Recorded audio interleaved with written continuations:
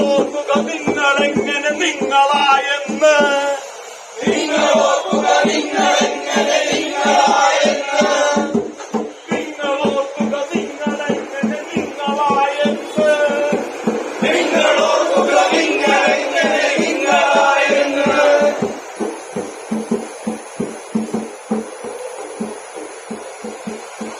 ഞാൻ സൂത്രധാരൻ, പുതിയ കഥകൾ മെനയുന്നതിനും അത് പറഞ്ഞ് ഫലിപ്പിക്കുന്നതിനും കഴിവുള്ളവൻ. ഇന്ന് ഞാൻ വന്നിരിക്കുന്നത് ഒരു കുഞ്ഞു കഥയുമായിട്ടാണ്. ഒരു കുഞ്ഞുമാവേലി കഥ. അതാ അവർ വരുന്നുണ്ട്. ഞാൻ പോയിട്ട് വരാം. ഞാനാണ് ഭരണാധികാരി. ഇവിടെ ആരൊക്കെ ജനിക്കണം, ആരൊക്കെ ജനിക്കില്ല എന്നത് തീരുമാനിക്കുന്നത് ഞാനാണ് ഭരണം. 18ാം നൂറ്റാണ്ടിൽ മാൽത്തൂസ് പാതിരി എഴുതി വെച്ച ജനസംഖ്യ വിസ്ഫോടനം എന്ന മഹാസ്ഫോടനം നടക്കാത്തതിന് കാരണം ഞാനാണ് ജനം. ഞാനാണ് മാധ്യമം. സമൂഹം എന്ത് ചിന്തിക്കണമെന്നും എന്തൊക്കെ ചിന്തിക്കേണ്ടതെന്ന് തീരുമാനിക്കുന്നത് ഞാനാണ് ഭരണം. അതെ, ഇവരാണ് ഭരണാധികാരികൾ. ഈ ലോകത്ത് നമ്മൾ എന്ത് ചെയ്യണമെന്നും എന്ത് ചെയ്യണ്ടെന്നും തീരുമാനിക്കുന്നത് ഇവരാണ്. ഒരു നശിച്ച ഉപഭോഗ സംസ്കാരം കേട്ടിട്ടില്ലേ കൂട്ടുകാരെ? വാളെടുത്തവൻ വാളാലേ.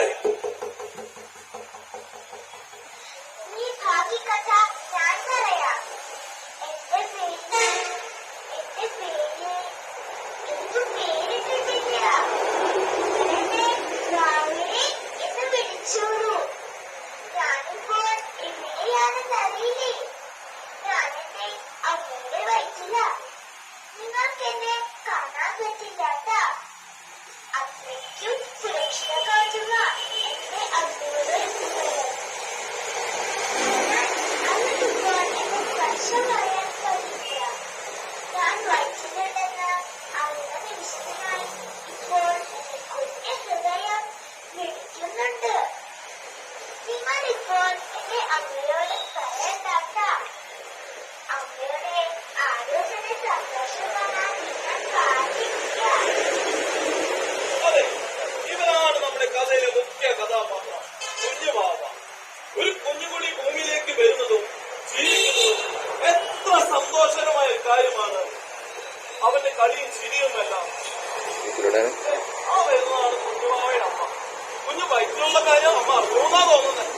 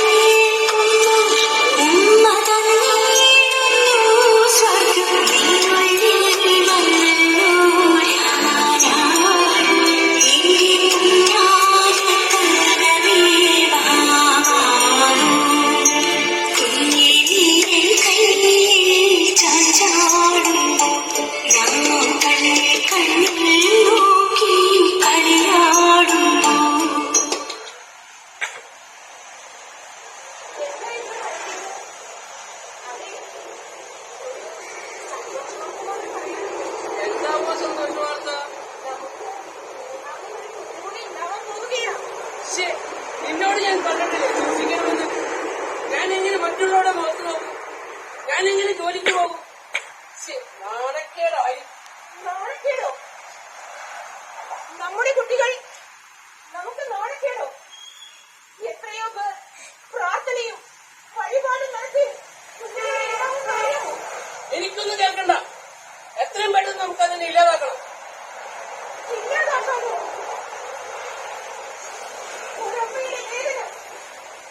ഒരമ്മയുടെ വേദന നിങ്ങൾക്കാർക്കും പറഞ്ഞാൽ മനസ്സിലാവുകയില്ല.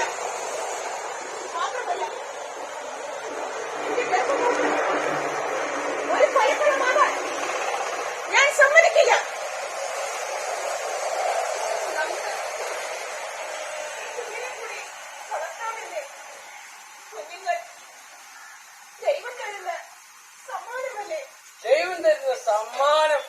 ദൈവം തരുന്ന സമ്മാനത്തെ ഞാൻ ഒറ്റയ്ക്ക് വളർത്തിയാൽ മതി. അല്ലെങ്കിൽ എന്റെ ഭാര്യയായിട്ട് നിനക്ക് ജീവിക്കണമെങ്കിൽ ഞാൻ പറയുന്നത് അനുസരിക്കണം. അല്ലെങ്കിൽ നിനക്ക് നിന്റെ വഴി, എനിക്ക് എന്റെ വഴി.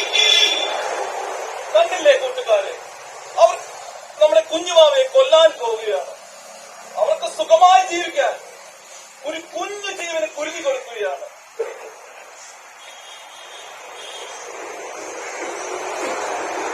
അവരും തമ്മിൽ പ്രായവ്യത്യാസം മാത്രമേ ഉള്ളൂ, പ്രായവ്യത്യാസമേ ഇല്ല.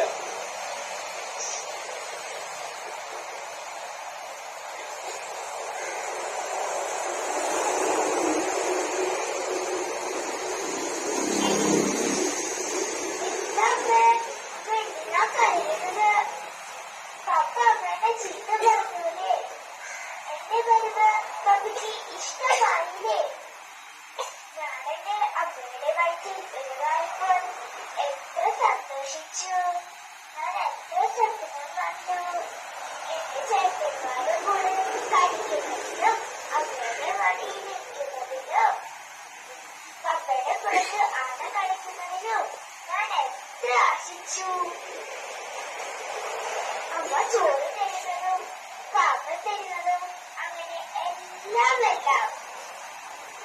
പപ്പയ്ക്ക് എന്താണ് വേണ്ടാത്തത്? ഞാൻ ആർക്കും തരുന്നതാണ് ഒരു മുഖ്യം കഴിഞ്ഞോളാം. എന്നെ കൊല്ലില്ലമ്മേ. പറയുന്നതോ പപ്പ കൊണ്ടല്ലേ അമ്മേ, ഞാനൊരു കാര്യം പറയട്ടെ. എന്താണെന്ന് വെച്ചാൽ അമ്മ കരഞ്ഞാൽ വാവയും കരയും, അവൻ ചിരിച്ചാൽ വാവയും ചിരിക്കും. അമ്മയ്ക്കറിയോ, വാവയ്ക്ക് കുഞ്ഞി കൈകളുണ്ട്, കാലുകളുണ്ട്. വാവയ്ക്കിപ്പോൾ ചാടാൻ കഴിയും. വാവയ്ക്ക് അമ്മയെ കാണാൻ കൊതിയാകാം.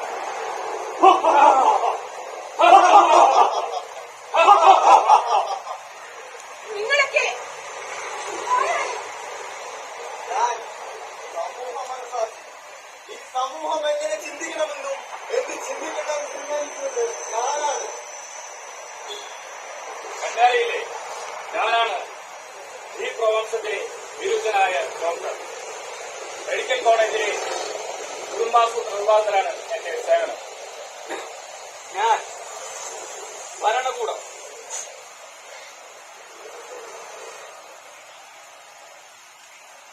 നിയമത്തിന്റെ മുഖംമൂടി അണിഞ്ഞ് പാവം ജനങ്ങളെ പറ്റിക്കുന്ന ചെങ്ങായിക്കുണ്ട്. നിങ്ങൾ കേട്ടില്ലേ, ലോകം ഭരിക്കുന്ന അനേകം നേതാക്കന്മാരെ പറ്റി? 2.5 ലക്ഷത്തോളം വരുന്ന യഹൂദ ജനങ്ങളെ ഗ്യാസ് ചേമ്പറിലിട്ട് ശ്വാസം മുട്ടിച്ചു കൊന്ന ഇവരെ പറ്റി? ഞാൻ അവരുടെ പിന്തുണക്കാരൻ, ഭരണാധികാരി.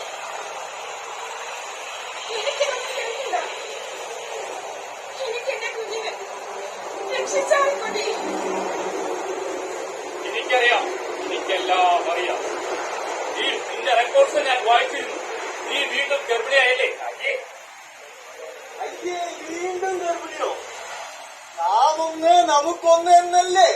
പിന്നെന്തിനാ ഈ കുഞ്ഞ്?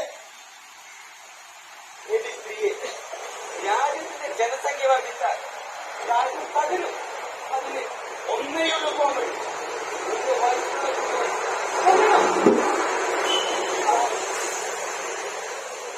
അമ്മയുടെ ഗർഭപാത്രത്തിലെ കുഞ്ഞുങ്ങളെ കൊല്ലാൻ ആയിരക്കണക്കിന് ക്ലിനിക്കുകളെ കൊണ്ട് ഞാൻ ഈ ലോകം മറിക്കും.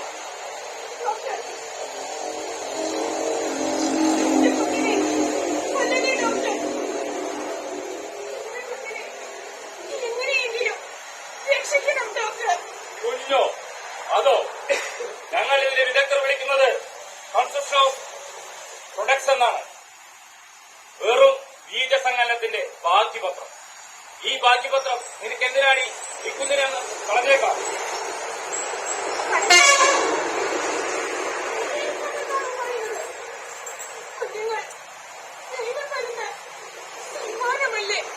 സമ്മാനമോ? കൊള്ളാം.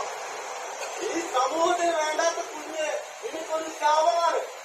ഞാനുണ്ടാക്കിയ നിയമമനുസരിച്ച് ഈ ലോകത്തിലെ ശാപമാണ് ഈ കുഞ്ഞ്.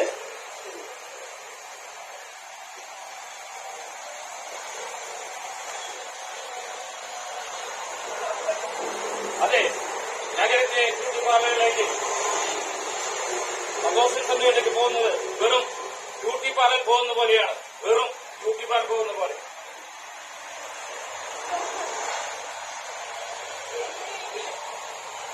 എങ്ങനെയെങ്കിലും എന്റെ കുഞ്ഞിനെ രക്ഷിക്കണം. ഈ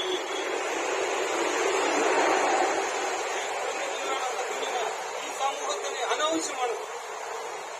അതെ, സമൂഹത്തിന് ശാപമായ ഈ കുഞ്ഞിനെ കൊല്ലാൻ ഞാൻ ഉത്തരവിടുന്നു. എന്റെ കുഞ്ഞിനെ കൊല്ലരുതേ. എന്റെ കുഞ്ഞിനെ കൊല്ലരുതേ. ഭൂമി നിറയുന്നു നിൻരോദനം കുഞ്ഞേ, നീ കരയല്ലേ, നീ ശപിക്കല്ലേ ഭൂമിയെ. നിൻ ശാപമേൽക്കാൻ കരുത്തില്ലേ ഭൂമിക്ക്, നിൻ ശാപമേൽക്കാൻ കരുത്തില്ലേ ഭൂമിക്ക്. ഭൂമി നിറയുന്നു നിൻരോദനം കുഞ്ഞേ, നീ കരയല്ലേ, നീ ശപിക്കല്ലേ ഭൂമിയെ. നിൻ ശാപമേൽക്കാൻ കരുത്തില്ലേ ഭൂമിക്ക്, നിൻ ശാപമേൽക്കാൻ കരുത്തില്ലേ ഭൂമിക്ക്. സ്വന്തം അമ്മയുടെ ഉദരത്തിൽ വെച്ച് മരിക്കേണ്ടി വന്ന 10,000-കണക്കിന് കുഞ്ഞുങ്ങളുടെ പ്രതിനിധിയാണ് നമ്മുടെ ഈ കുഞ്ഞുവാവ.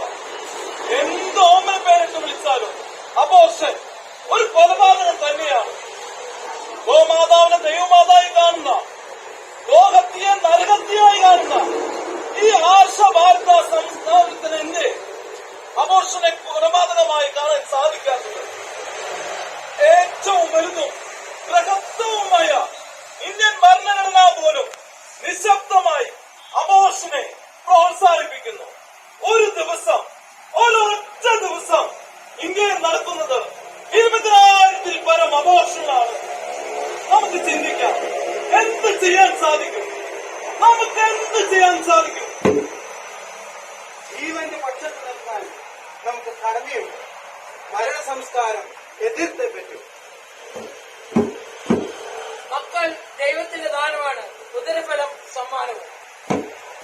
ദൈവം തന്ന മക്കളെ സന്തോഷത്തോടെ സ്വീകരിക്കുവാൻ മനസ്സൊരുക്കണം. അവയെ പോറ്റാനും വളർത്താനും ദൈവം വഴിയൊരുക്കുമെന്ന് നാം വിശ്വസിക്കാം. എന്തെങ്കിലും കാരണത്താൽ ഉദരത്തിലെ കുഞ്ഞുങ്ങളെ കൊല്ലാൻ തീരുമാനിക്കുന്ന മാതാപിതാക്കന്മാരെ ഒരിക്കലും ക്രൂരത തെറ്റിപ്പോക്കുന്നുണ്ട്. ഇനി കുഞ്ഞു വേണ്ട എന്ന് തീരുമാനിക്കാൻ നിർബന്ധിതരാകുന്നവരെ സാധിക്കുന്നതിനെ സഹായിച്ച് ജീവനെ സംരക്ഷിക്കണം. മനസാക്ഷി മരവിച്ചിട്ടില്ലെങ്കിൽ നമുക്ക് എല്ലാവർക്കും ഇവിടെ ഒന്നിക്കാം. ഈ മരണ സംസ്കാരത്തെ ഇവിടെ അവസാനിപ്പിക്കണം. ദൈവം തരുന്ന ഓരോ ജീവനും 2 കൈയും നീട്ടി നമുക്ക് സ്വീകരിക്കാം. കാരണം ജീവൻ അമൂല്യമാണ്.